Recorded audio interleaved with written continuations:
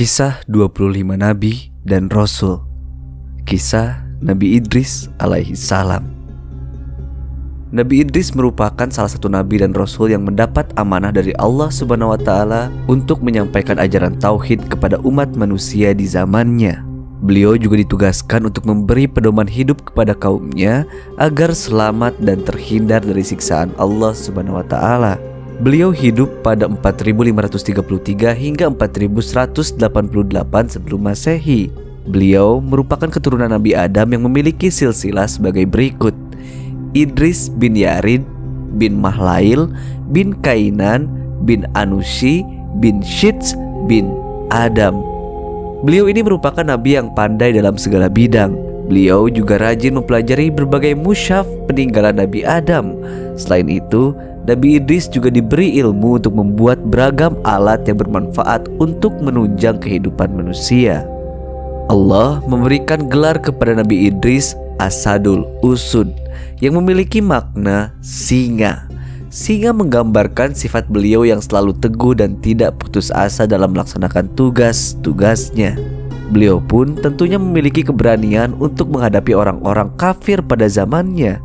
Pada zamannya, banyak dijumpai manusia yang tidak mengingat Allah atau lalai akan perintah Allah. Akibatnya, Allah memberikan hukuman kepada kaum Nabi Idris dalam bentuk musim kemarau yang berlangsung sangat panjang. Melihat kondisi yang demikian, maka beliau pun berdoa kepada Allah agar hukuman yang diberikan kepada kaumnya dihentikan. Doa beliau dikabulkan oleh Allah Subhanahu wa taala. Hal ini ditandai dengan musim kemarau berhenti dan hujan turun ke bumi. Pada zaman Nabi Idris, ilmu pengetahuan sudah berkembang cukup pesat. Hal ini ditandai dengan semakin banyaknya pembangunan kota. Saat itu ada 188 kota yang telah didesain menjadi mewah. Ilmu yang dimiliki Nabi Idris diperoleh dari Nabi Shits bin Adam. Beliau diangkat menjadi seorang nabi saat beliau beranjak dewasa. Semenjak beliau diangkat menjadi seorang nabi, maka beliau mengajak kaumnya untuk taat kepada Allah dan melarang orang-orang pada zaman tersebut agar tidak membuat kerusakan atau perbuatan yang menentang terhadap syariat Nabi Adam dan Nabi Shits. Tidak semua orang dapat menerima ajakan Nabi Idris alaihissalam, bahkan banyak yang menentangnya. Dengan kondisi yang seperti itu, akhirnya beliau berhijrah menuju ke Mesir. Tujuannya adalah beliau ingin berpindah ke daerah yang penduduknya banyak. Selain itu, beliau juga mencari daerah yang mana orang-orang tersebut mau menerima seruannya untuk taat kepada Allah. Meskipun pada mulanya banyak orang yang menentang ajaran Nabi Idris dan banyak pula yang tidak mau diajak berhijrah meninggalkan daerahnya, namun hal ini tidak menyurutkan semangat beliau untuk berhijrah. Beliau tak henti-hentinya mencoba untuk meyakinkan pengikutnya. Usaha beliau untuk meyakinkan pengikutnya pun berbuah manis. Kini usahanya tidak sia-sia. Akhirnya pengikutnya bersedia untuk diajak berhijrah. Pada akhirnya beliau dan para pengikutnya berhijrah menuju ke Mesir. Beliau juga mengungkapkan bahwa apabila berhijrah karena Allah, maka Allah akan memberikan rezeki dimanapun kita berada, yaitu di daerah baru yang akan dijadikan sebagai tempat tinggal. Nabi Idris dan pengikutnya menemukan sebuah sungai yang sekarang terkenal dengan sebutan Sungai Nil. Mereka berhenti sejenak dan beliau tak henti-hentinya mengucapkan tasbih untuk memuji Allah Subhanahu wa taala. Itulah awal dari perjalanan dakwah beliau di Mesir untuk mengajak manusia untuk menuju ke jalan Allah dan taat kepadanya. Di dalam berdakwah, beliau juga mengajarkan tentang tauhid dan tata cara beribadah untuk menyembah Allah. Beliau juga membekali pedoman hidup yang diberikan kepada pengikutnya. Tujuannya adalah agar selamat dunia akhirat dan terbebas dari siksa api neraka. Selain itu, beliau juga meninggalkan pesan-pesan dan kata-kata mutiara yang sebagian besar isinya mengandung ajakan untuk berbuat kebaikan dan taat kepada Allah Subhanahu wa taala. Nabi Idris juga ternyata membuat beberapa pesan yang berisi nasihat. Pesan yang disampaikan menggambarkan tentang bagaimana kita harus bersikap dalam menjalani hidup. Pesan tersebut antara lain adalah sebagai berikut. Pertama, seseorang yang memiliki sifat sabar dan disertai dengan iman kepada Allah, maka akan memperoleh kemenangan. Kedua, ciri-ciri orang yang bahagia adalah orang yang waspada dan senantiasa berharap mendapat syafaat dari Allah dengan amal-amal soleh yang dikerjakan semasa hidupnya. Ketiga, apabila Anda akan berdoa dan memohon kepada Allah, maka Anda dianjurkan untuk mengikhlaskan niat.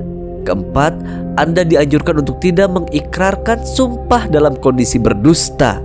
Selain itu, Anda juga dilarang untuk menutup sumpah orang yang berdusta.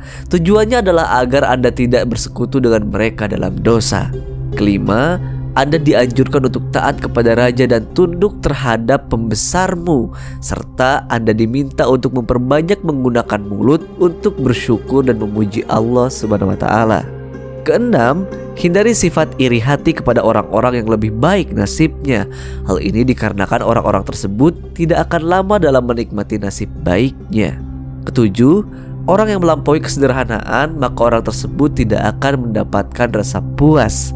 Kedelapan, salah satu wujud rasa bersyukur terhadap Allah atas nikmat yang telah diberikan adalah dengan membagikan nikmat tersebut.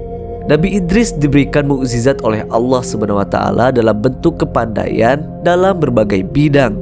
Berikut ini adalah beberapa kelebihan yang Allah berikan. Pertama, Nabi Idris adalah manusia yang pertama kali pintar membaca dan menulis. Allah memberikan kepada beliau 30 suhuf lembaran yang mana di dalamnya mengandung petunjuk yang disebarluaskan untuk umatnya. Nabi Idris rajin belajar, tak hanya satu ilmu saja, melainkan banyak bidang yang mampu beliau pelajari dan kuasai. Selain itu, beliau juga menjadikan membaca sebagai suatu hobi. Tak heran jika beliau kaya akan ilmu pengetahuan dan mahir mengerjakan berbagai macam keterampilan. Nabi Idris dikaruniai beragam ilmu pengetahuan seperti merawat kuda, ilmu tentang perbintangan, dan matematika. Nabi Idris senang mengkaji ajaran Allah dan berbagai fenomena alam. Hal ini senada dengan makna dari kata Idris, yaitu dari kata darasa yang mengandung arti belajar. Nabi Idris juga merupakan orang pertama yang dapat menjahit baju. Hal ini merupakan sebuah kemajuan dengan adanya baju dapat menutup aurat secara sempurna. Selain itu, beliau merupakan penjahit yang handal. Hal senada juga dijelaskan dalam sebuah hadis yang artinya adalah sebagai berikut. Ibnu Abbas berkata, Daud adalah seorang pembuat perisai, Adam adalah seorang petani, Nuh seorang tukang kayu, Idris seorang penjahit, dan Musa adalah penggembala. Nabi Idris bermukim di sebuah negara yang di dalamnya terdapat seorang raja yang kejam. Raja tersebut menganggap dirinya sebagai Tuhan, sehingga semua rakyatnya diminta untuk patuh terhadap perintahnya dan menyembahnya. Kehadiran beliau memiliki tugas untuk menyebarkan ajaran tauhid yang mengesahkan Allah seperti yang terdapat pada surat Al-Ikhlas, yang artinya adalah, katakanlah, Dialah Allah yang Maha Esa. Allah tempat meminta segala sesuatu. Allah tidak beranak dan tidak pula diperanakan, dan tidak ada sesuatu yang setara dengannya. Karena kekejaman raja dan sikapnya yang sewenang-wenang, akhirnya Nabi Idris diutus oleh Allah Subhanahu wa Ta'ala untuk menemui sang raja dan menyampaikan ajaran dari Allah. Namun, beliau malah diusir dan diancam akan dibunuh jika ia tidak segera pergi. Usai ia pergi, istri raja pun meminta izin kepada raja untuk mengirim algojo dan membunuhnya. Raja pun menyetujui rencana istrinya. Ia dan pengikutnya bersembunyi di gua. Nabi Idris selalu berdoa kepada Allah untuk tidak menurunkan hujan. Lalu beliau menyarankan pengikutnya pergi ke negara tetangga karena di negeri itu mengalami kekeringan yang amat dahsyat. Allah pun mengabulkan doa Nabi Idris alaihissalam. Allah menghancurkan negeri tersebut sehingga menjadi negeri yang miskin. Lalu rakyat di negeri tersebut berniat mencari Nabi Idris agar beliau mau memaafkan dan bersedia membantu berdoa agar di negeri tersebut kembali turun hujan. Salah satu kisah yang paling diingat dari Nabi Idris alaihissalam adalah kisahnya dengan malaikat Israel, sang pencabut nyawa. Malaikat maut Israel yang sudah bersahabat lama dengan Nabi Idris meminta izin kepada Allah untuk turun ke bumi untuk bertemu dengan Nabi Idris. Dia merasa sangat rindu untuk bertemu dengan Nabi Idris dan Allah pun mengizinkannya. Malam itu, Nabi Idris kedatangan seorang pria yang membawa banyak sekali buah-buahan. Tentu saja, dia adalah malaikat Israel yang menyamar. Nabi Idris tidak mengetahuinya. Nabi Idris kemudian menawarkan makanan itu kepada Israel, namun ditolaknya. Akhirnya mereka berbincang-bincang dan keluar berjalan-jalan melihat pemandangan sekitar. Tak terasa sudah 4 hari mereka bersama. Karena sudah akrab, Nabi Idris mulai curiga dengan gerak-gerik sang tamu. Dengan rasa penasaran yang tinggi, akhirnya Nabi Idris pun bertanya, "Ya tuanku, siapa sebenarnya Anda?" Malaikat Israel menjawab, "Maaf ya Nabi Allah, saya sebenarnya adalah Israel." Nabi Idris lalu bertanya kembali, "Malaikat Israel, kaukah itu sang pencabut nyawa?" Malaikat Israel menjawab, "Benar ya Idris." Nabi Idris bilang kembali, "Sudah 4 hari engkau bersama denganku. Apakah engkau juga menunaikan tugasmu dalam mencabut nyawa makhluk-makhluk di dunia ini?" Tanya Nabi Idris. "Wahai Idris, selama 4 hari ini banyak sekali nyawa yang telah saya cabut. Roh makhluk-makhluk itu bagaikan hidangan di hadapanku. Aku ambil mereka bagaikan seseorang yang sedang menyuap-nyuap makanan." Jawab malaikat Israel, "Wahai malaikat Israel, lantas apa maksud kedatangan engkau kemari? Adakah engkau ingin mencabut nyawaku?" Tanya Nabi Idris. "Tidak Idris, saya datang memang untuk mengunjungimu karena saya rindu dan Allah mengizinkan saya." Lalu Nabi Idris berkata, "Wahai Israel, saya punya satu permintaan dan tolong kabulkan. Tolong cabut nyawa saya dan minta izin ke Allah untuk mengembalikan nyawa saya. Saya hanya ingin merasakan sakaratul maut yang banyak orang katakan sangat dahsyat."